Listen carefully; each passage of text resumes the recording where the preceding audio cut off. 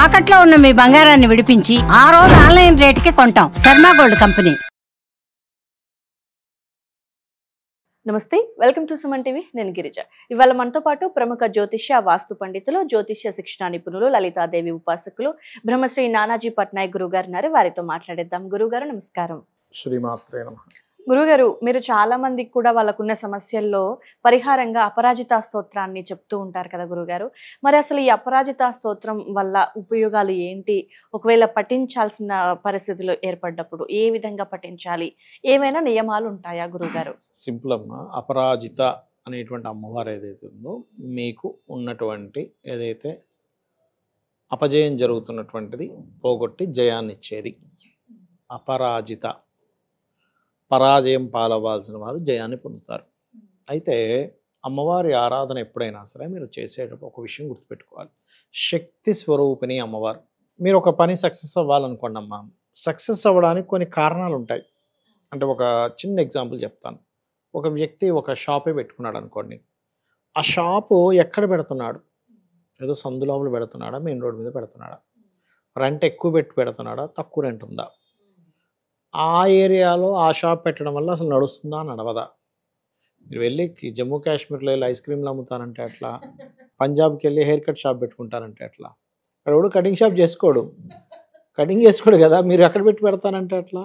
కుదరదు కదమ్మా. అట్లా ఏంటంటే మీరు పెట్టే లొకేషన్, మీకు ఎంత నాలెడ్జ్ ఉంది, మీకు దాన్ని ఎంత కన్విన్స్ చేయగలరు, ఇవన్నీ కూడా అమ్మవారే నా దృష్టిలో. మీకు ఏదైతే బుద్ధి రూపేణ సంస్థిత అంటూ ఉంటారు చూసారా, యాదేవి సర్వభూతేషు బుద్ధి రూపేణ సంస్థిత, నిద్రారూపేణ సంస్థిత అని కూడా అంటూ ఉంటారు. ఎందుకు నిద్ర రూపంలో ఎందుకు ఉండాలండి అంటే, మీకు నిద్రపోతేనే రేపొద్దున మళ్ళీ శక్తి ఉండేది. అంటే ప్రతి రూపంలో ఉన్న అమ్మవారిని మీరు ఫస్ట్ అపరాజిత స్తోత్రం చదవాలి. అంటే అంతా అమ్మవారు అనేటువంటి జ్ఞానాన్ని పొంది ఉండాలి. ఆ జ్ఞానం లేకుండా, ఆ భావన లేకుండా నేనేదో అపరాజిత స్తోత్రం చదివేస్తున్నాను, నాకు అంతా విజయం వస్తుంది అనుకుంటే కాదు. ఒక విజయం లభించాలి మీకు అంటే, ఒక బిజినెస్లో సక్సెస్ లభించాలి అంటే కస్టమర్ దగ్గర నుంచి ప్రతి పని భగవత్ స్వరూపంగా భావిస్తూ చేస్తేనే, భక్తిగా చేస్తేనే అక్కడ లభిస్తుంది. ఏదో నాకు 4 డబ్బులు వచ్చేసి నా కింద వీళ్ళు చేసే వాళ్ళంత పని వాళ్ళు, వీళ్ళతో ఎట్లా పడితే అట్లా మాట్లాడతాను అని అనుకుంటే మీ దగ్గర పనిచేసేవాడు కూడా ఇవాళ రేపు నువ్వు మర్యాద ఇస్తూనే ఉంటాడు. నువ్వు మర్యాద ఇవ్వకపోతే అడుక్కునేవాడు కూడా నీ రూపాయిని కొట్టేసి వెళ్ళిపోతాడు తెలుసా. ఇవాళ రేపు అడుక్కునేవాడు కూడా తీసుకోవడం మర్యాదగా ఇవ్వకపోతే తీసుకోపట్టానంటే నీ డబ్బులు ఎవడికి గల తీసుకొని ఇచ్చేస్తాడు. అడుక్కునేవాడు కూడా తీసుకోడు తెలుసా. కాబట్టి ఏంటంటే నేను చెప్పేది ఏంటంటే మా కాన్సెప్ట్ ఇక్కడ, నీకు విజయం రావాలి అంటే విజయాన్ని ఇచ్చే దేవత ఒకటి ఉంటుంది. ఒక షాప్ పెడుతున్నాం మనం, ఫిజికల్ ఫామ్లో ఒక షాపుని చూస్తున్నాం, కానీ అదొక దేవత. నా దృష్టిలో ఆ షాప్కి ఒక దేవత ఉంది. వాస్తుకి ఎలా అయితే 16 జోన్స్లో రకరకాల దేవతా స్వరూపాలు అవన్నీ ఎలా ఉంటాయో, వాస్తుకి సేమ్ యాజ్ ఇట్ ఈజ్ అలాగే మీ దీనికి కూడా ఉంటుంది. ఒక సోల్ ఉంటుంది. మీరు ఒక విజయం పొందాలంటే దానికంటే ఒక దేవత, ఒక సోల్ ఉంటుంది. ఒక రన్నింగ్ రేస్లో ఒక వ్యక్తి ఒక మంచి ర్యాంకుకి వెళ్ళాలనుకున్నాం, దానికి ఒక దేవత ఉంటుంది. ఆ శక్తినిచ్చే దేవత ఒకటి ఉంటుంది. ఓ బిజినెస్ చేస్తున్నారు, దానికి దేవత ఉంటుంది. అంటే ఆ బిజినెస్లో సక్సెస్ అవ్వడానికి. ఒక యాంకరింగ్ చేస్తున్నారు, వాగ్దేవత ఉంటుంది యాంకరింగ్కి. నేను ఒక విషయాన్ని చెప్తున్నాను, ఇక్కడ కూడా వాగ్దేవత పనిచేస్తూ ఉంటుంది. ఒక యాక్టింగ్ చేస్తున్నాడు, కళల్ని ఇచ్చేటువంటి దేవత అమ్మవారి రూపాల్లో కళని ఇచ్చేటువంటి దేవత ఒక దేవత వచ్చి అక్కడ నిలబడుతుంది. నువ్వు దాన్ని అది దేవతగా భావిస్తే, ఇప్పుడు చూడండి సచిన్ టెండూల్కర్ ఉన్నాడు, ఆయన 100 సెంచరీ కొట్టంగానే పైకి చూస్తాడు. పైకి ఎందుకు చూస్తున్నాడమ్మా, నా శక్తి కూడా నేను కొడుతున్నాను ఎందుకు అనుకోవట్లే అంటే, ఒకటి నడిపిస్తుందని ఆయనకు తెలుసు. పిచ్చోడేం కాదు సచిన్ టెండూల్కర్ పైకి చూస్తున్నాడంటే, అవునా కదా. అంటే ఒక శక్తి నన్ను నుండి నడిపిస్తుంది, ఇది నా గొప్పతనం కాదు, లోపల ఉండేటువంటి అమ్మవారు ఎక్కడో నడిపిస్తున్నాను, అతను నమ్ముకునే దేవత ఏదో నడిపిస్తుంది, ఆయన నమ్ముతున్నాడు. ఆ నమ్మకం మనల్ని ముందుకు నడిపిస్తుంది, గుర్తుపెట్టుకోండి. అలా అపరాజిత స్తోత్రంలో ఉండేటువంటి యోగం ఏమిటంటే, అక్కడ ఉండేటువంటి ఆ స్తోత్రానికి ఉండేటువంటి శక్తి ఏమిటంటే, మనం ఎప్పుడైనా మనకి అపజయం కలుగుతుంది అంటే దాని అర్థం ఏమిటంటే, జయం కలిగించేటువంటి యోగం అంటే మన జన్మజాతకంలో లాభస్థానము అంటారు. లాభస్థానము పంచమస్థానము పాడయ్యాయి అనుకోండి, జయం కలగదు మనిషికి. లగ్నము పంచమస్థానము లాభస్థానం. లగ్నం అంటే జీవుడు, పంచమస్థానం అంటే ఒక ప్లానింగ్, మీకు జీవుడు ప్లానింగ్ పర్ఫెక్ట్గా ఉంటేనేగా ముందుకు వెళ్ళేది. ఈ రెండు పర్ఫెక్ట్గా ఉండి లాభస్థానం బాగుంటే ఈ వ్యక్తి ఏది ప్లాన్ చేసినా విజయం పొందుతాడు, లాభం పొందుతాడు.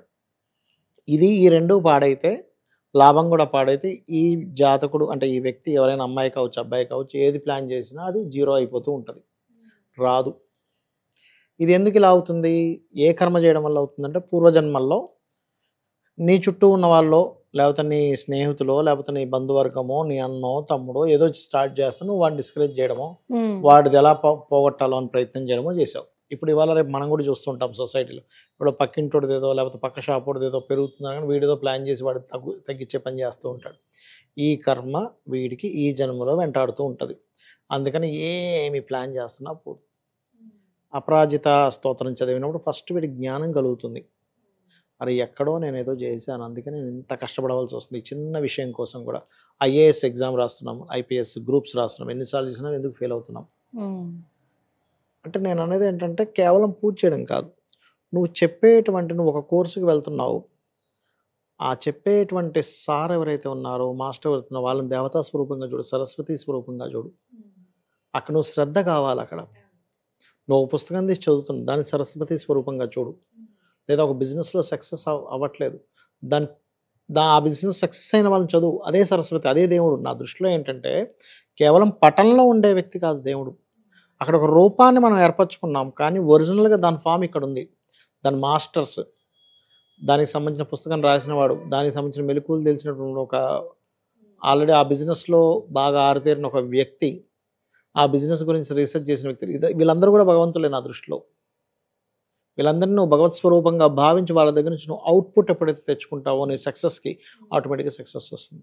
సో ఈ స్తోత్రం వల్ల విజయం కలుగుతుంది 100% ఏ రంగంలో అయినా విజయం కలిగి తీరుతుంది. అయితే అపరాజిత స్తోత్రం చదివేటప్పుడు ముఖ్యంగా ఎర్రటి పుష్పాలు సమర్పించాలి. ఎర్రటి పుష్పాలకి చిహ్నం ఏమిటంటే ఎర్రదనానికి ప్రేమకి తత్వం ఎరుపు, విజయానికి తత్వం ఎరుపు. అందుకని ఎర్ర పుష్పాలు మీ కామ్యం నెరవేరడానికి అమ్మవారి దగ్గర ఈ అపరాజిత అమ్మవారి ఫోటో ఉంటుంది, లేదా దుర్గా పెట్టుకోవచ్చు, లలిత అమ్మవారు పెట్టుకోవచ్చు, శ్యామలా కూడా పెట్టుకోవచ్చు. మీరు పెట్టుకుని అపరాజితాదేవి నమః అని కూడా చేసుకోవచ్చు, తప్పేం లేదు. ఏ రోజున ప్రారంభించాలి గురువు గారు? ఏదైనా ఒక మంచి రోజు ప్రారంభించవచ్చు అమ్మా. ముఖ్యంగా అమ్మవారి ఆరాధన ఎప్పుడు కూడా అష్టమి చాలా మంచిది. అష్టమి, నవమి, చతుర్దశి ఇవన్నీ చాలా మంచి తిథులు ఇవన్నీ కూడా. సో ఎవరైనా ఈ పూజ అంటే ఆడవాళ్ళు కానీ మగవాళ్ళు కానీ ఎవరైనా సరే అపరాజిత స్తోత్రాన్ని. ఎవరికి విజయం వద్దు చెప్పండి? ఎవరికి విజయం వద్దు? అందరికీ కావాలి కదా. కావాలి అనుకునే వాళ్ళు పఠించవచ్చు. విజయం కావాలి అనుకునేటువంటి వారు, వాళ్ళ పూర్వజన్మ కర్మ వాళ్ళని అడ్డుపడుతుంది విజయానికి అనుకునే వాళ్ళు ఎవరైనా సరే చేయవచ్చు. అంటే గురుగారు ఇప్పుడు మనకి కొన్నింటి ప్రభావం కొద్ది రోజుల సమయం అని చెప్తూ ఉంటారు కదా సాధారణంగా. సో మరి అపరాజిత స్తోత్ర పారాయణం ఎన్ని రోజుల తర్వాత మనకు ఆ విజయం కలిగే అవకాశం కలుగుతుందంటారు? మీ కర్మ తొలగాలమ్మా. చిన్న ఎగ్జాంపుల్ చెప్తాను చూడండి. తరాజు అంటారు తెలుసు కదా. అవును. తరాజులో ఇటువైపు 1 కిలో బాట్ పెట్టారు, పల్లీలు వేస్తూ ఉన్నారు. ఎన్ని పల్లీలకి ఇది అవుతుంది? ఈ 1 కిలోకి సరైనటువంటి పల్లీలు ఇక్కడ పడితే అప్పుడు అది ఈక్వల్ అవుతుంది. లేకపోతే ఇది ఎక్కువైతే ఇంకొంచెం ఇది కింద కూడా వెళ్తుంది. అలాగే మీ కర్మ అనేటువంటిది ఏది ఉందో అది దగ్ధం అవడానికి మీరు కంటితో చూడలేరు. అది ఎన్ని జన్మల్లో అడ్డుపడుతుందో. ఒక జన్మలో రాదు అది. మీరు పాస్ట్ లైఫ్ లో వస్తుంది అనుకుంటున్నారు, అలాగే 10వ జన్మది వస్తుంది ఇక్కడికి. 10 జన్మల క్రితం ఎక్కడ అనుభవించడానికి స్పేస్ దొరకలే, అక్కడ దొరుకుతుంది వచ్చి. అది ఎంటర్ అవుతుంది, అది ఎంటర్ అయి కనెక్ట్ చేసుకుంటుంది. అందుకని మీరు కంటిన్యూస్ గా మీకు విజయం వచ్చే వరకు చదువుతూనే ఉండాలి రోజుకు ఒకసారి. ఎన్ని రోజులు అనేది మీరు ఏదైతే సంకల్పం అనుకుంటారో అది ఐఏఎస్, ఐపీఎస్, గ్రూప్స్, బిజినెస్, లేకపోతే ఇంకోటి ఏదైనా కోర్సా, ఏదైనా కానివ్వండి, స్పోర్ట్స్ లోనా, మీకు విజయం వచ్చే వరకు చేయడమే. ఎలా అయితే ఈ త్రాజులో ఇది ఎవరికి వేస్తూనే ఉంటాడు షాప్కి వెళ్తే అలాగే. సూపర్ ఎగ్జాంపుల్ చాలా చక్కగా తెలియజేశారు. విజయానికి ప్రతీకగా అపరాజిత స్తోత్రం పారాయణం చేయటం మంచి వివరణ తెలియజేశారు గురువు గారు. ధన్యవాదాలు. శ్రీమాత్రే నమః.